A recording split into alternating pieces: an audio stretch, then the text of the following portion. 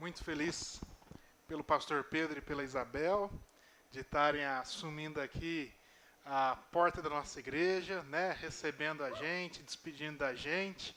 Isso é uma bênção para nós. Eles com... Eu não vou expor a idade que o senhor me passou, mas que quando ele me falou, eu falei, não é possível que o senhor tenha essa idade. Não pode. Um casal mais novo da igreja, de vitalidade, você pode ter certeza que é. E eles têm energia maior do que nós estamos com 30, uns 30 e poucos anos. Então, muito obrigado. Deus continue abençoando por estarem aceitado aí esse desafio de estar servindo a nós, né, uns aos outros. A Bíblia fala para a gente servir uns aos outros, né? Servir com amor, no vínculo da paz. A gente deve servir, aprender a servir uns aos outros. Ter um coração de servo. É necessário a gente aprender a ter um coração de servo. Que não se aplica só dentro de quatro paredes. Que não se aplica só dentro da igreja, mas que se estende para fora do templo, no nosso dia a dia, na nossa rotina, de forma que nós também passamos a servir uns aos outros lá do lado de fora. Não é verdade? A hora que a gente para um pouco do nosso tempo, da nossa rotina tão corrida, e para um pouquinho para ouvir outra pessoa, para dar atenção para alguém que está precisando de atenção, você está servindo outra pessoa. Quem está acompanhando isso? Na medida que você fala... Bom dia, tudo bem? E a pessoa fala assim, mais ou menos, você fala assim, graças a Deus, coisa boa, e vamos embora, você não está servindo essa pessoa. Mas se a pessoa falar mais ou menos, fala, o que aconteceu? O fato de você olhar no olho dessa pessoa e dar atenção, por mais que você não tenha poder de resolver nada na vida dela, mas você está servindo esta pessoa. Então Jesus nos chama a servir uns aos outros com as nossas vidas, com as nossas atitudes, das maneiras mais simples. Nós podemos servir uns aos outros. Estamos acompanhando isso? E eu quero aproveitar essa mensagem, que o tema da mensagem de hoje é santidade, né? O que é santidade? Afinal, o que é santidade, né? Como a gente poder aprender na Bíblia de maneira mais simples, mais objetivo, talvez até da maneira que Jesus gostaria que a gente aprendesse, de uma maneira, né, mais leve. Um assunto que muitas vezes é tratado com tanto peso, de uma forma tão difícil, tão rebuscada, e a gente pode aprender na palavra do Senhor o que é santidade, de uma maneira que possa aplicar nos dias a dias, de forma que a gente possa estar servindo uns aos outros, servindo até pessoas que não são do nosso convívio, que compartilham da mesma fé, sem perder a santidade. Não é verdade? E hoje é dia de ceia. Você desliga para mim, por favor, o cubo. Hoje é dia de ceia. Você que está em casa, prepare a sua ceia, prepare o seu suco, o seu pãozinho. E nós vamos estar falando hoje sobre santidade. Então vamos lá em 2 Coríntios capítulo 6, verso 17. 2 Coríntios 6, 17. E depois o 7, 1.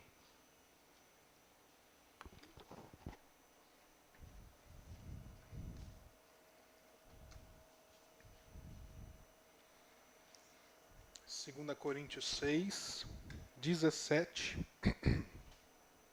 E depois o capítulo 7, verso 1.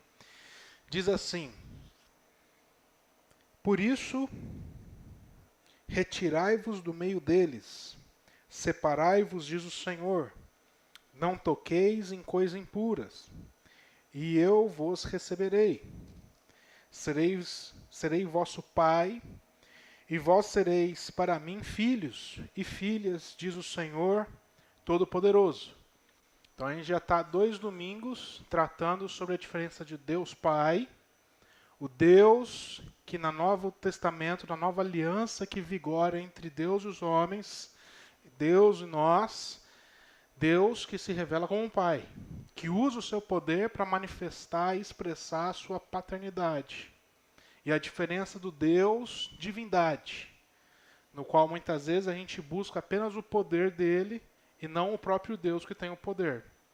Todos estão acompanhando isso. E ele está falando aqui, serei vosso Pai, não vosso Deus. E vós sereis para mim filhos e filhas, diz o Senhor Todo-Poderoso. 7:1. Tendo, pois, ó amados, tais promessas, que promessas? Promessas que de nós sermos filhos de Deus.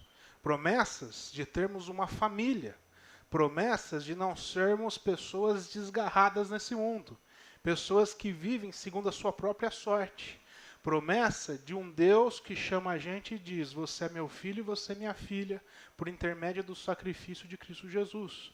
Promessa de nós termos agora um Deus a quem nós podemos chamar de Pai e estabelecer uma relação com Ele. Então, já 7:1, que nós temos essas promessas, purifiquemo-nos de toda impureza, tanto da carne como do espírito, aperfeiçoando a nossa santidade no temor de Deus. Amados, visto que temos essas promessas, purifiquemo-nos de tudo que contamina, tanto o corpo quanto o espírito, aperfeiçoando a santidade no temor de Deus. Então, à luz desses dois versículos, e eu te encorajo a ler os capítulos 6, 7 e os demais na sua casa para dar continuidade. À luz desses versículos, à luz daquilo que o apóstolo Paulo está ensinando para a igreja de Coríntios, uma igreja que foi classificada, que foi ali exortada, se você for ver a primeira carta e a continuidade na segunda, uma igreja que é muito exortada na questão de impureza, na questão de santidade. Uma igreja que o apóstolo Paulo teve que gastar o seu tempo escrevendo, enviando pessoas para poder tratar naquela comunidade sobre a moral que estava reinando na vida daqueles irmãos, na maneira como eles estavam procedendo dentro da comunidade, com os outros irmãos. Isso tudo você vê lendo a primeira carta aos Coríntios. E o apóstolo Paulo lhe trata bastante sobre essa questão de santificação. Então ele começa dizendo, ele diz, olha, filhos amados, nós que temos essas promessas, purifiquemos de toda impureza, tanto aquela que vem para o corpo quanto do espírito, aperfeiçoando a nossa santidade no temor de Deus. Eu separei aqui 3 tópicos para a gente meditar, refletir sobre santidade em cima desse texto. O primeiro é que ele diz que nós devemos aperfeiçoar a santidade no temor de Deus. Ele não diz que a gente deve buscar a santidade. Ele não diz que a gente deve construir uma santidade. Ele não diz que a gente deve conquistar uma santidade. Porque santidade não é algo que a gente ganha. Santidade não é algo que a gente vai construindo, vai vivendo e faz um esforço para poder conquistar, para poder adquirir ou para poder ter. Santidade, pelo contrário, é algo que se perde. Santidade é algo passível de nós perdermos ao longo da nossa vida, no nosso dia a dia, na nossa rotina. Falar sobre santidade não é falar sobre algo que nós devemos fazer para poder conquistar uma santidade. Porque senão seria por mérito. Estamos acompanhando isso? Senão seria por esforço. E a graça não é sobre mérito, a graça não é sobre esforço. A graça é sobre um Deus que nos amou em primeiro lugar. Glória a Deus por isso. Então, como não é sobre mérito e não é sobre esforço, santidade não é sobre o que eu faço para ter a santidade. Santidade não é algo que eu faço para poder ganhar e ter mais. Santidade é algo que eu devo tomar cuidado para não perder. Porque se nós somos novas criaturas em Cristo Jesus, não é isso que a Bíblia diz? Que em Cristo nós fomos feitos novas criaturas. Novas criaturas. Com um novo coração.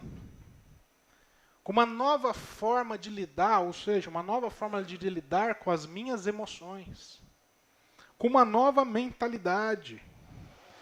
Uma nova criatura que possui uma nova mentalidade, uma nova forma de racionalizar a sua fé. Uma nova forma de lidar com o mundo, uma nova forma de enxergar o mundo. Estamos entendendo isso? Novas criaturas com uma nova visão, uma nova forma de enxergar o amor de Deus por nós, uma nova forma de enxergar o que está acontecendo com esse mundo, por que esse mundo está padecendo. Estamos acompanhando isso. Novas criaturas. Se nós somos novas criaturas em Cristo Jesus, nós não somos mais seres carnais tentando viver uma espiritualidade. Porque isso é a expressão da religiosidade. Se nós somos novas criaturas em Cristo Jesus, vou repetir, nós não somos seres carnais que tentam esforçar para viver uma espiritualidade que eu aprendo na Bíblia. Nós não somos isso porque nós não vamos conseguir. E se a gente vive dessa maneira, nós nos tornamos religiosos. Pessoas que não tiveram uma transformação dentro de si, mas que por fora tentam viver e aparentar viver uma fé que está contida na Bíblia. Quem está entendendo isso? Se nós somos novas criaturas em Cristo, então agora nós somos seres espirituais, lidando temporariamente com essa angústia que é de viver preso ainda nesse corpo que já conheceu o pecado e, portanto, tão facilmente é seduzido pelas tentações de pecar. Se nós somos novas criaturas em Cristo, nós já somos seres espirituais. Estamos compreendendo isso? Amém? Por isso que Deus, e o apóstolo Paulo diz, que nós somos, Deus é o nosso Pai, no verso 18, 6, 18, e nós somos filhos e filhas. Só é possível Deus dizer, eu sou o Pai de vocês, e para mim vocês são filhos e filhas, porque nós somos novas criaturas em Cristo Jesus. Porque nós já somos, dentro de nós, seres espirituais que compartilham desse mesmo DNA espiritual com o Pai. Quando tem que ter um teste de paternidade para saber se é pai, o que você faz? O teste de DNA.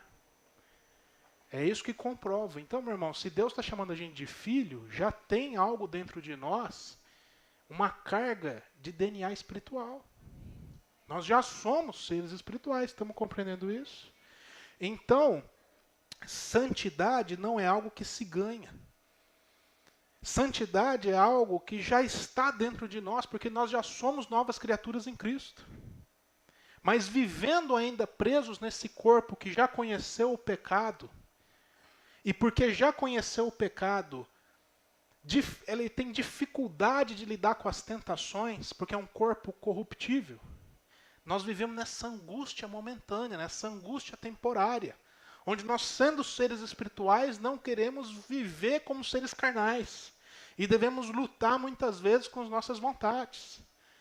É o que a Deus estava falando com Caim. Caim, o teu desejo é contra ti, cabe a ti dominá-lo. Porque você está vivendo uma angústia dentro de você. Você quer fazer algo que não é da tua natureza. Você quer fazer algo que não é compatível com quem você é. Você é um ser espiritual. E você está querendo fazer algo com o seu corpo, com a sua vida, com a vida de outras pessoas, que não é compatível com quem você é, com quem eu projetei para você ser. Porque nós já somos em Cristo Jesus novas criaturas, seres espirituais. E é por isso que nós vivemos com essa angústia de lidar com as tentações que tentam nos seduzir e atrair para o pecado. É por isso que depois que a gente vem na igreja, a gente participa do culto, a gente louva o Senhor, às vezes você louva na sua intimidade, no seu devocional, a gente lê a Bíblia, a gente entende o que Deus está falando com a gente por meio da Bíblia. A palavra de Deus faz sentido para nós, nós entendemos a nossa mente, entendemos o nosso coração, a gente está ali iluminado pela palavra do Senhor. A gente está ali experimentando a presença de Deus. Mas aí a gente vai para a vida.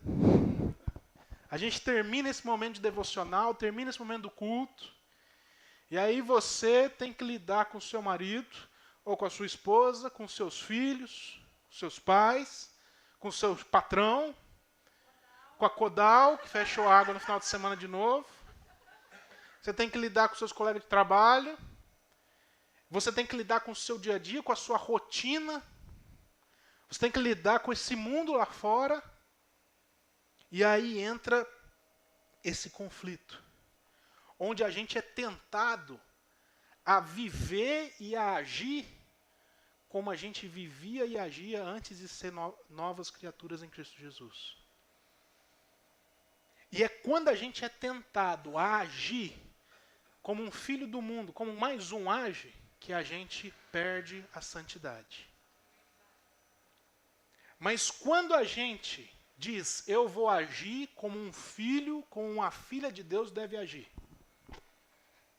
Eu vou agir como um filho, uma filha de Deus deve agir nessa situação. Nesse momento, nós estamos preservando e sendo aperfeiçoados na nossa santidade. Quem está compreendendo isso? Esse é o primeiro ponto. O nosso esforço é para preservar com que a santidade caia em nós, para que nós possamos agir como filhos e filhas de Deus, expressando o amor e a graça de Deus. Então, o primeiro ponto, santidade não é sobre o que eu faço para ganhar, o que eu faço para merecer, o que eu faço para ter, é sobre o que eu posso perder. Não é sobre ganhar a santidade, mas é sobre o risco e o perigo de eu perder ela, segundo a moral deste mundo. Estamos compreendendo isso? Isso já muda tudo. Porque a gente para de querer se aproximar de Deus para querer ser santo. Porque a gente é ensinado muitas vezes que a gente tem que fazer um esforço ou um sacrifício para poder ter santidade.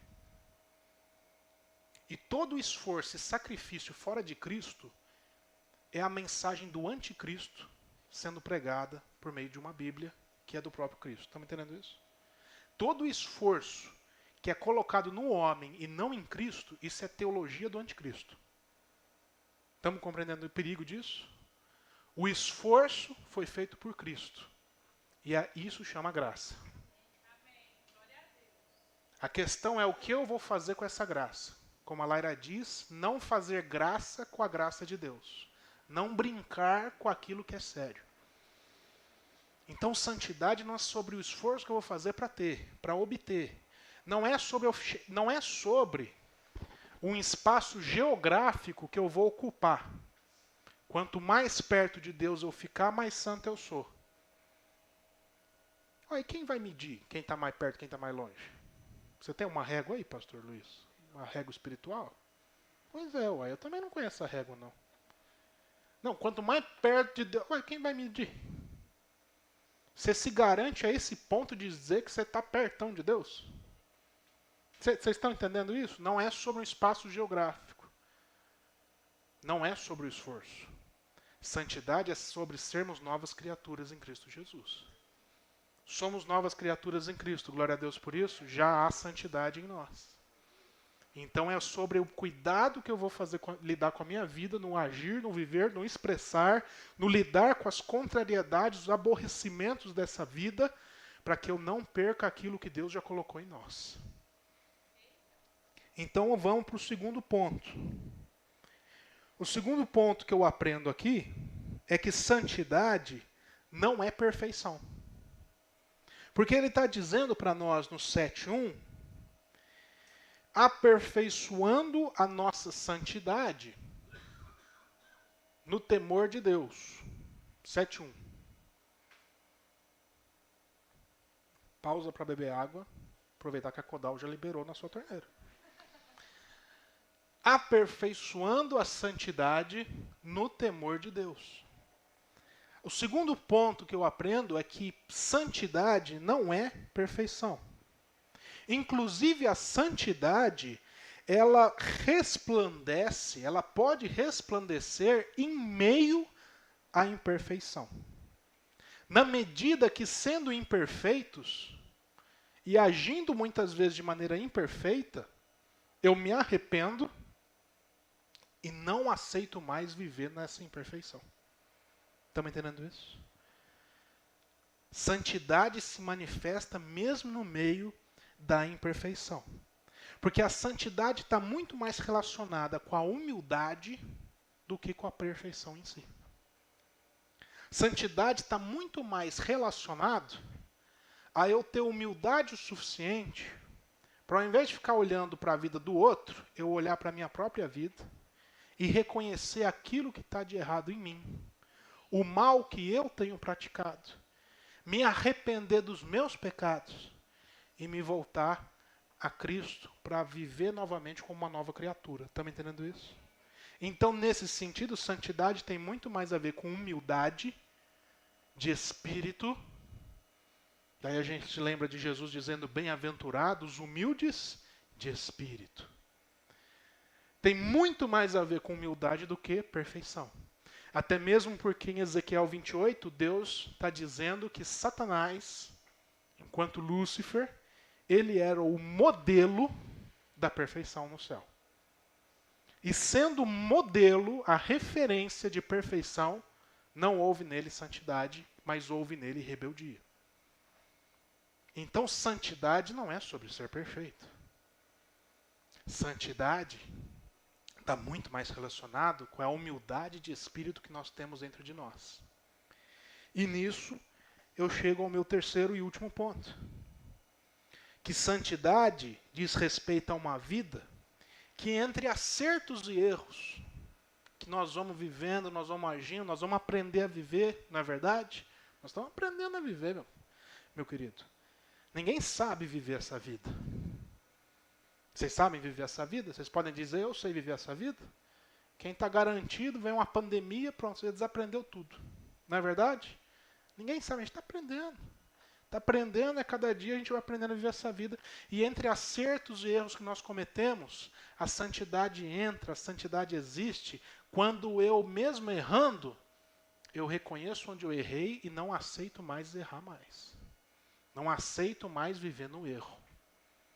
Santidade, ela existe, ela se manifesta quando eu reconheço a prática do mal que eu posso ter cometido e não me conformo em viver na prática do mal. Me arrependo para viver na prática do bem. É isso que o apóstolo Paulo também vai dizer lá aos Romanos.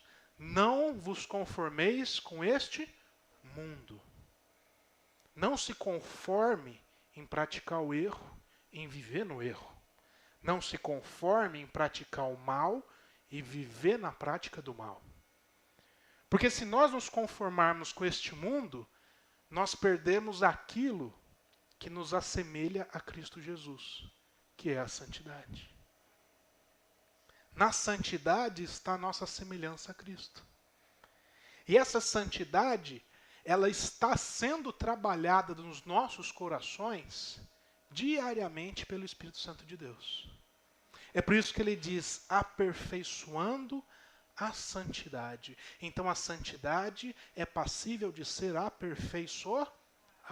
A santidade ainda não está pronta nos nossos corações, porque nós ainda estamos presos a um coração pecador, um coração que lida com emoções e que nessas emoções muitas vezes tende ao pecado. Então o Espírito de Deus está trabalhando, nos aperfeiçoando. É o aperfeiçoamento dos santos, que o apóstolo Paulo também chama. O aperfeiçoamento dos santos para que nós possamos chegar, à estatura do varão perfeito. A estatura do varão perfeito. Quem é o varão perfeito? É Cristo. Cristo é o varão perfeito. E nós estamos sendo aperfeiçoados.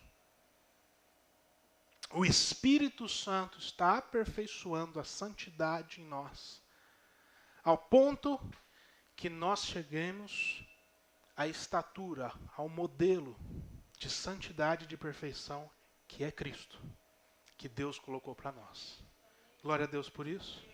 E Cristo, sendo santo, era humilde, era amoroso, era gracioso e era justo. Cristo, sendo santo, não era prepotente, não era presunçoso, não fazia uso da sua santidade para impor poder sobre os outros. Estamos compreendendo isso? A santidade vem carregada de humildade, de amor, de fraternidade, de piedade, de exercício de misericórdia. Essa é a verdadeira santidade, que já habita em nossos corações.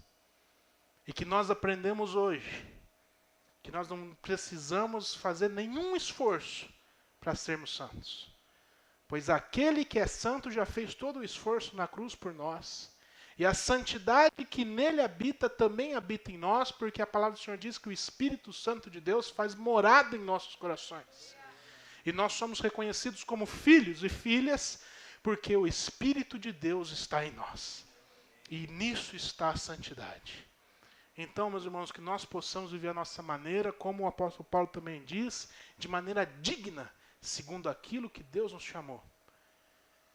Isso é preservar aquilo de mais precioso que Deus colocou em nós.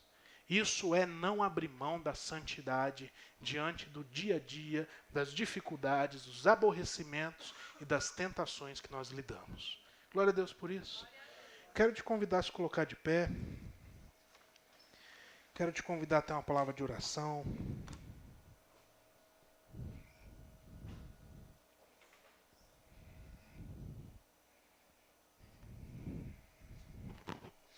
Curte sua cabeça, feche seus olhos. Aproveite esse momento para falar com seu Pai. Não fala só com Deus, não. Fala com Deus Pai. Com Deus que se revela como um Pai. Porque o Deus que se revela como Pai é aquele que está com braços abertos para receber o filho e a filha que muitas vezes está andando fora da presença dele. O Deus que se revela como Pai é aquele Deus que tem tanto amor que recebeu o Filho pródigo, que recebe as nossas vidas. E às vezes você se sente numa posição de impureza. Às vezes você se sente como um impuro, uma pessoa que está fora, uma pessoa que está vivendo à margem, uma pessoa que está vivendo totalmente fora de um contexto que Deus te chamou para viver. E hoje Deus está te dizendo, filho, filha, eu estou aqui. Filho, filha, eu te recebo de braço aberto. Eu restauro em você tudo aquilo que um dia o pecado levou embora. Tudo aquilo que as nossas decisões equivocadas fizeram com que a gente se afastasse de Deus. E nessa noite Deus, Ele nos abraça, nos envolve. Restaura em nossos corações essa compreensão, esse entendimento de que nós somos os santos de Deus. Não porque nós somos perfeitos, mas porque aquele que foi perfeito, que é Cristo Jesus, morreu na cruz por nós. E mesmo nós, nas nossas imperfeições, o sangue de Cristo nos cobre, nos lava, nos limpa, nos purifica e nos apresenta perfeitamente habilitados diante da presença de Deus, de maneira que Deus pode receber as nossas vidas e nós podemos entrar na presença do Senhor e ter acesso àquilo que Deus quer falar conosco, revelar a nós, aos nossos corações. Porque aquele que foi e é perfeito, já fez todo o esforço e todo o trabalho para que nós pudéssemos ser aceitados e chamados de filhos e filhas, santos do Senhor. A palavra do Senhor diz, sede santos, porque eu sou santo. E hoje nós aprendemos que para sermos santos, precisamos primeiro nos arrepender. Arrepender dos nossos pecados, arrepender dos nossos corações orgulhosos, presunçosos, de achar que nós sabemos o que é certo, nós sabemos o que deve ser feito, de achar que o nosso plano, o nosso entendimento é o suficiente para resolver todas as situações. Arrependimento para abrir mão disso e dizer, Pai, eu quero viver segundo os teus planos, os teus sonhos, os teus projetos. Santidade hoje, para ser santo, a gente entendeu, Senhor, que é sobre perseverar. Que é sobre perseverar nos teus caminhos. E diante dos aborrecimentos dessa vida, na nossa rotina, no nosso dia a dia, com as situações que nos abordam, com as pessoas que nós lidamos, a gente continuar agindo como filhos e filhas do Senhor. Mesmo quando a gente está lidando com uma tempestade de emoções, mesmo quando está difícil, mesmo quando a tentação está batendo na porta do nosso coração, é a gente dizer: eu vou viver como filho e filha de Deus nessa terra. Eu vou expressar o amor e a graça de Cristo. Eu não abro mão da santidade, porque ela custou caro. Ela custou caro na cruz do Carvalho. E eu recebo ela na minha vida todos os dias. Sede santos, porque eu sou santo. Deus, hoje com humildade, nós pedimos perdão pelos nossos pecados. Nos arrependemos deles. Nos voltamos ao Senhor. E nós pedimos, Pai, derrama sobre nós a Tua graça. Derrama sobre nós da Tua paz, do Teu amor. Derrama sobre nós, Pai, esperança. Para vivermos esses dias, Pai, que muitas vezes nós somos bombardeados com tantas coisas ruins, negativas, desesperançosas, que nós podemos ter esperança de dizer: eu sei que o meu Redentor está vivo, eu sei que esse não é o final da história, eu sei que a minha família não acaba aqui, eu sei que o meu casamento não termina aqui, eu sei que a minha história não vai terminar dessa maneira, eu sei que existe um Deus que me ama como um pai e cuida da minha vida. Deus, essa é a esperança que nós queremos ter todos os dias e que nós recebemos essa noite em nome de Cristo, o Jesus. Quem concorda, diga amém. Amém. Você pode dar uma salva de palmas para Jesus Cristo? Glória a Deus por isso. Aleluia. Eu quero te convidar ainda de pé, a equipe do louvor vai estar ministrando. Hoje é dia de ceia. Você que está na sua casa, preparou o seu pão, o seu suco, nós vamos participar juntos nesse momento. E a ceia, ela está colocada à mesa. Esse é o mais bonito.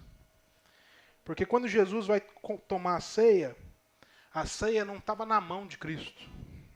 Não estava na mão de um discípulo. Ele estava na mesa. Como quem diz, é para todos. Todos que querem vir e estar na presença do Pai, como filhos e filhas, compartilham dessa mesa. Compartilham dessa mesa da ceia. A ceia não fica na mão do pastor, que escolhe qual membro vai tomar, em função de ter feito isso, ter feito aquilo. Não, meu irmão, isso é heresia, isso é teologia do anticristo. A ceia fica na mesa, onde você pode fazer parte.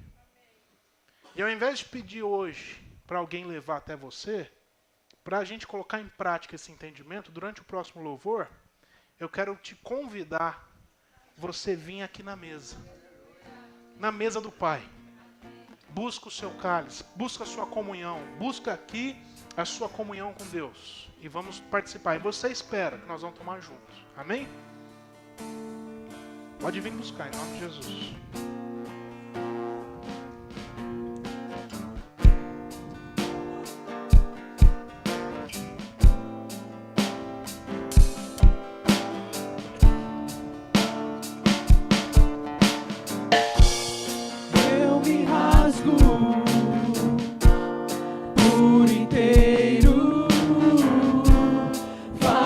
Tudo, mas vem novamente.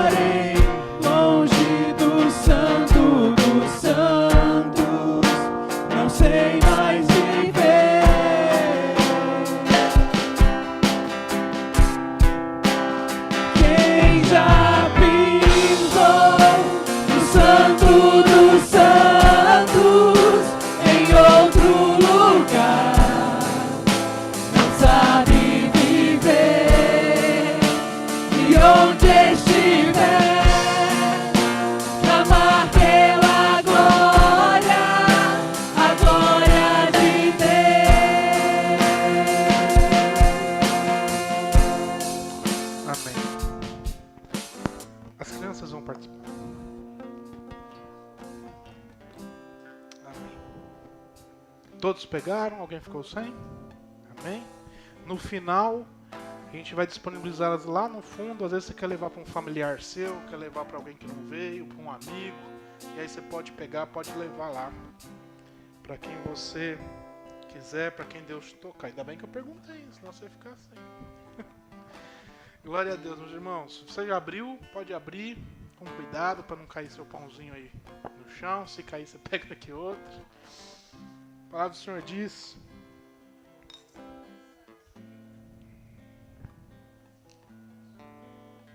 que tendo dado graças, Jesus pegou o pão, agradeceu a Deus.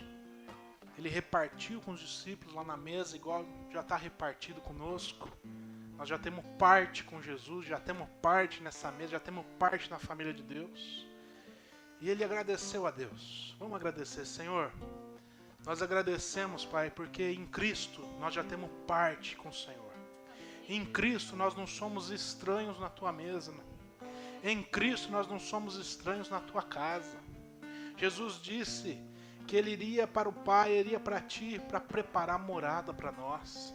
Para que nós, quando chegássemos, não fôssemos estranhos. Oh Deus, nós agradecemos porque na Tua mesa, na Tua presença, na Tua comunhão, nós somos tratados, chamados de filhos e filhas. Tu és o nosso Pai, aquele que nos ama.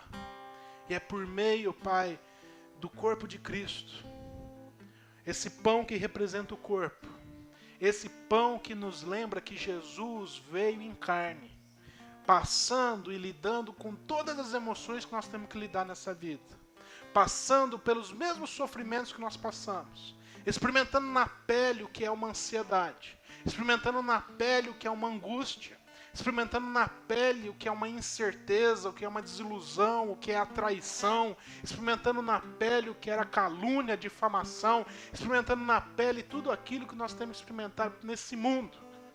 E nós lembramos hoje que o Senhor veio nesse corpo como nós, mas que o Senhor na cruz do Calvário venceu tudo isso, porque o Senhor era santo e foi perfeito em todas as coisas.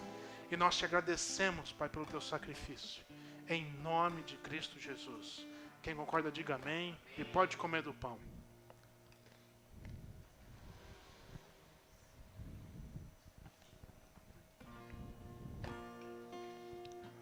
A palavra do Senhor diz também que, de igual modo, Jesus pegou o cálice que continha ali o vinho, e que Jesus disse: esse é o cálice da nova aliança.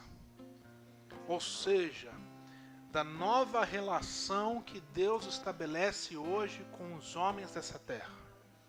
O sangue de Cristo derramado na cruz representa no reino espiritual a chancela de uma nova relação de Deus e os homens. Não é mais uma relação sobre poder, não é mais uma relação sobre autoridade, é uma relação sobre paternidade. Uma relação em que Deus olha para nós e diz: eu amo a vida de cada um de vocês como um pai ama os seus filhos, e eu chamo vocês de filhos e filhas. Essa é a nova aliança que vigora conosco hoje e que nós devemos viver todos os dias da nossa vida. Deus, nós te agradecemos, Pai, porque é por meio do sangue derramado na cruz do Calvário. A lei exigia o sangue derramado em um sacrifício, e o Senhor cumpriu essa lei de maneira perfeita, enviando o Cordeiro perfeito. João, ao avistar Jesus Cristo, diz: eis o Cordeiro de Deus, que retira, que remove o pecado deste mundo. Eis o Cordeiro perfeito, onde nele há toda a santidade, para libertar todos aqueles que estão presos aos seus pecados. Oh Deus, é por esse sangue que nós entramos na Tua presença, glorificando, dizendo: obrigado, Senhor, obrigado, Pai. E nós queremos viver todos os nossos dias expressando, sendo expressão do Deus a quem nós servimos e chamamos de Pai. Essa é a nossa oração em nome de Cristo. Quem concorda, diga amém, e pode tomar do cálice. Glória a Deus por isso. Vamos dizer glória. Glória. Pastor Luiz. Glória.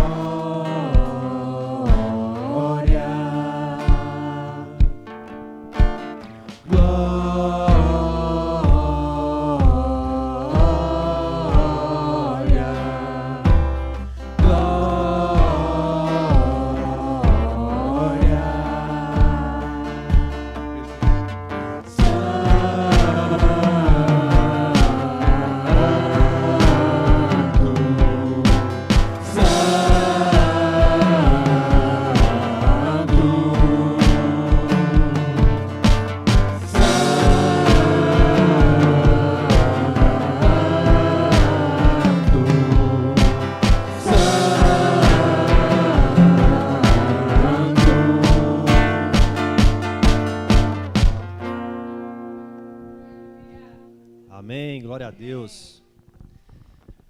Irmãos, como é bom estarmos na casa do Pai, poder, ceiar nesse convite que Ele nos faz, de estarmos à mesa com Ele. Que grande graça, irmãos, que grande graça. Nós não merecíamos estar aqui nesse lugar, nós, falhos como somos, imperfeitos como somos, e é esse o convite, de estarmos à mesa com Ele. E eu tenho certeza, que o Espírito Santo falou muito aqui hoje, o Espírito Santo esteve presente aqui hoje, uma palavra de revelação sobre santidade que nós tivemos, e é com essa palavra que nós vamos iniciar a semana, Hoje foi revelado ao nosso coração que santidade a gente não ganha, a gente só perde, a gente perde, Então nós já temos isso conosco, e é com essa força que a gente vai começar a nossa semana, amém? Irmãos, estendam as mãos, que a graça do nosso Deus, o amor do Espírito Santo e a comunhão do Espírito Santo sejam com todos nós, hoje e para sempre. Amém? Uma boa semana a todos, que Deus abençoe.